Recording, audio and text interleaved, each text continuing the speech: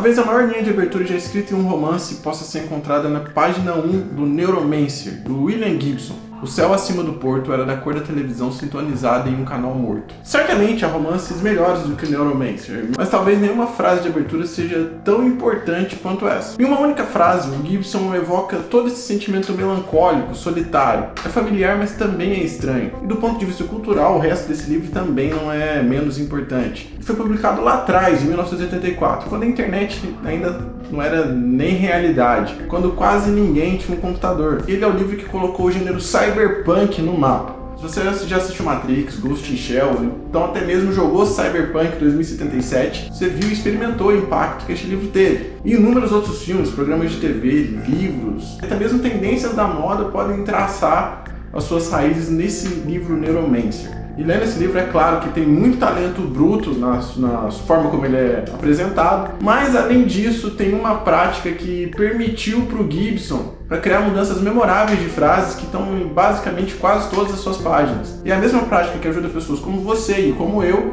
quando nós nos sentimos sem inspiração criativa e estamos nos sentindo esgotados. É um hábito simples, mas que pode ser o único grande diferencial entre pessoas que fazem um trabalho inovador e memorável e aqueles que não fazem nada disso. O próprio Gibson descreveu como criando uma microcultura pessoal. Mas pessoalmente eu gosto de usar apenas uma palavra.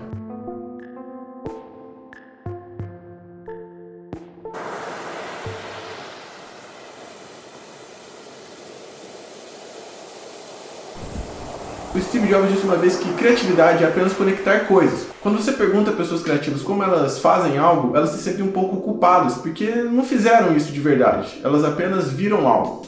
Pareceu óbvio para eles depois de um tempo.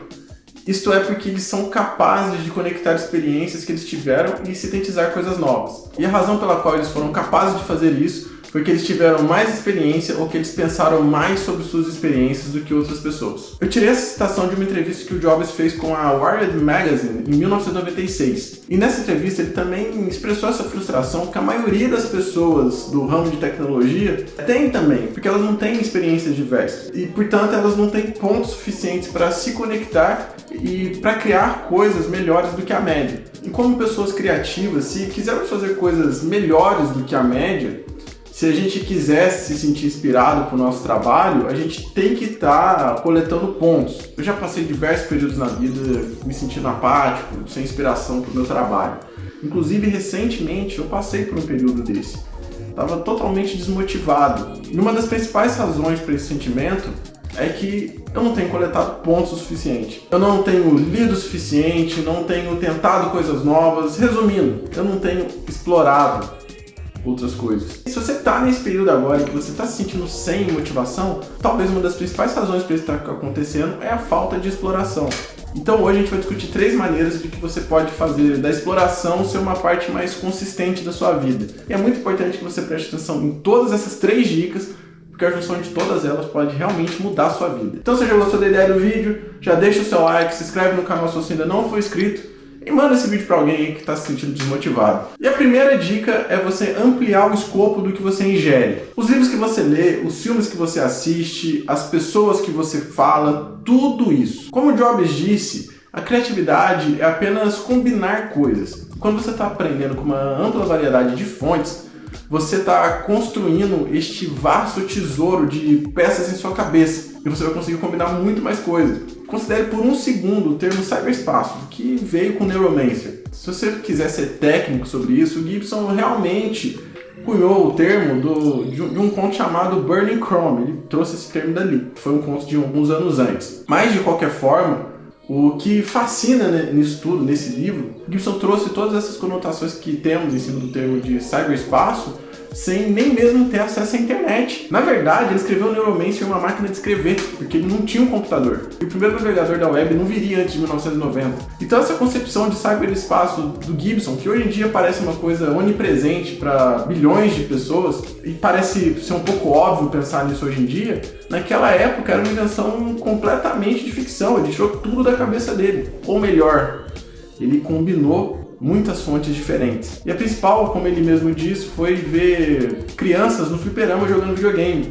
especialmente como eles estavam paralisados na tela em uma espécie de transe. E essa imagem mental foi combinada com outras imagens mentais, juntamente com outras experiências, até mesmo um folheto para um computador Apple II, que ele viu em um ponto de ônibus. E é assim que todas as pessoas criativas trabalham. Nós trazemos coisas novas à existência não por conjuração de algo vazio, por invocar alguma coisa, mas sim combinando coisas que aprendemos e vivenciamos. E quanto mais você sai e aprende, quanto mais você experimenta, maior a variedade de coisas e melhor será a sua produção criativa. Mas agora você pode estar se perguntando, como que eu sei por onde começar? Como que eu posso saber se as coisas que eu estou ingerindo realmente valem a pena e realmente levarão a uma melhor produção criativa? Bom, a principal coisa que eu vou dizer sobre isso é não pense muito sobre isso. Não tente forçar a exploração, porque você nunca sabe o que vai combinar para a sua próxima peça de trabalho criativo. Portanto, siga o seu interesse, mas talvez seja interessante você gastar um tempo absorvendo coisas que são desafiadores, que fazem você pensar um pouco, que fazem você trabalhar um pouco nessa ideia.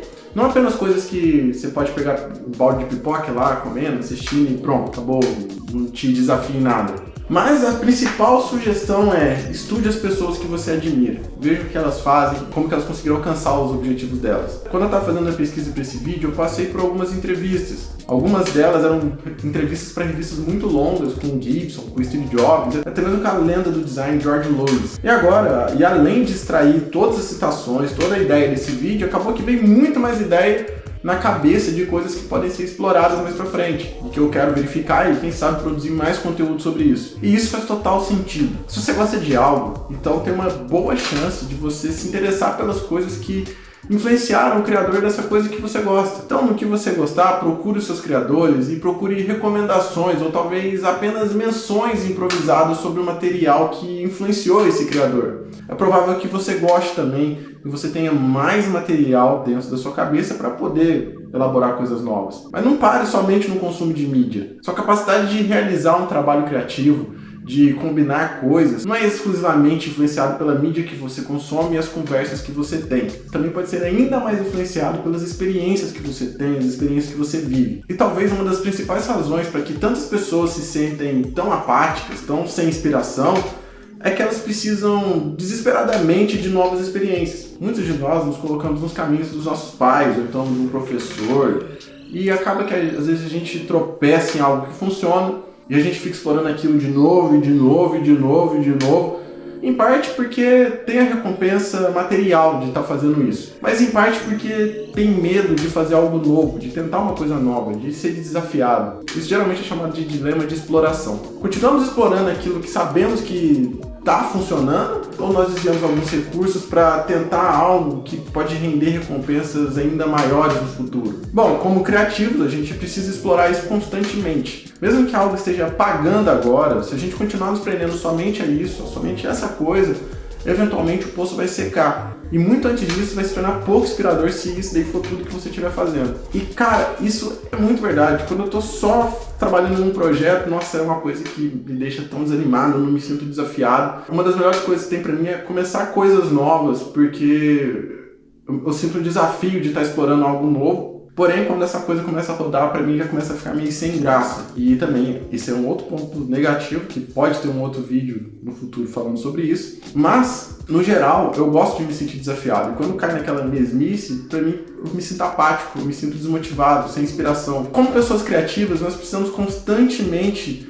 estar aproveitando essas oportunidades, em busca de novas experiências. E eu percebo que essa mentalidade realmente me levou a fazer o trabalho que eu faço hoje. Então, da próxima vez que você tiver uma oportunidade, você tá tentado a dizer não, pelo menos pergunte para você mesmo: quais são as minhas razões para eu perder essa oportunidade? Por que eu tô falando não? Porque embora seja verdade que você não pode aproveitar todas as oportunidades que surgem durante o seu caminho, que a gente não daria conta de fazer isso tudo, as oportunidades mais interessantes têm algo a lhe ensinar. Tem algo que você vai aprender que vai ser capaz de combinar com outra coisa que você aprende mais tarde, que pode acabar te ajudando a se tornar uma pessoa mais criativa. E você não pode deixar o medo ou essa sensação de que você precisa ficar em um lugar e explorar o que você tem agora seja a única coisa que faz com que você perca essa oportunidade. Agora, finalmente, a gente precisa falar sobre rótulos. E conforme a minha empresa foi crescendo nos últimos 6 anos, conforme eu tive vários projetos que deram certo, outros que deram errado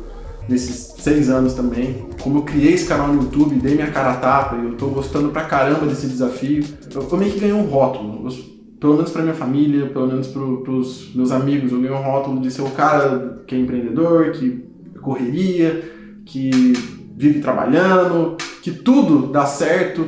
E isso meio que cria uma pressão. Eu me sinto pressionado para as coisas darem certo, para tudo que eu fizer poder ter uma margem de assertividade grande, não fazer coisas erradas. E eu sinto que eu preciso produzir mais, eu preciso ler cada vez mais livros, buscar cada vez mais conhecimento, fazer negócios cada vez melhores, fazer investimentos cada vez melhores, buscar aplicativos de produtividade cada vez melhores e os mais recentes. E por isso acaba que faz com que eu perca algumas experiências, com que eu deixe de viver algumas coisas.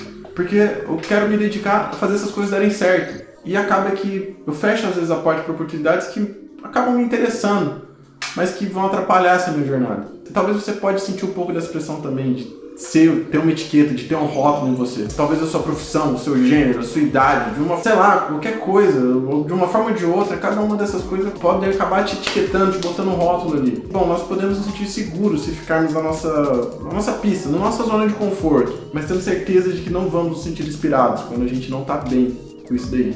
Então, conforme você explore, conforme você busca coisas que lhe interessam, não permita que os rótulos te coloquem aquela visão que o pessoal fala que é viseira de cavalo, né? Que só pode olhar para frente. Não deixe um rótulo te afastar de algo que te interessa. Um rótulo pode ser interessante como um dispositivo de comunicação, pode ajudar a orientar o seu público, a clientes em potencial, potenciais empregadores, pode te ajudar a encontrar o seu nicho, mas também pode acabar colocando sua mente em uma caixa, se você permitir, se você deixar esse rótulo tomar conta. Então, se você pode evitar isso, se você pode continuar perseguindo as coisas que lhe interessam, se você pode continuar ampliando a sua gama de experiências e fonte de aprendizado, você vai ver que a qualidade da sua produção criativa vai estar aumentando. E essa questão do rótulo, por exemplo, me afastou da guitarra durante 4, 5 anos. Que eu falava, não tenho tempo para ser guitarrista, agora eu sou só empresário, eu sou só o cara que tem que ficar na correria, eu não tenho tempo para relaxar com essas coisas. E foi uma coisa que me fazia muito mal, porque eu peguei esse rótulo do cara que precisava só trabalhar e comecei a descartar coisas que para mim não faziam sentido de fazer. Foi quando eu até fiquei um tempinho negligenciando na academia. Bom, esse foi o vídeo de hoje, espero que você tenha gostado e que esse conteúdo tenha te ajudado de alguma forma. Se você gostou, não esquece de deixar o seu like, você ajuda o algoritmo do YouTube a entender que esse vídeo é legal, que esse vídeo é relevante e de que você ajuda o canal a crescer. Eu vou deixar um vídeo recomendado para você aqui no final, eu espero você no próximo vídeo, até a próxima e tchau!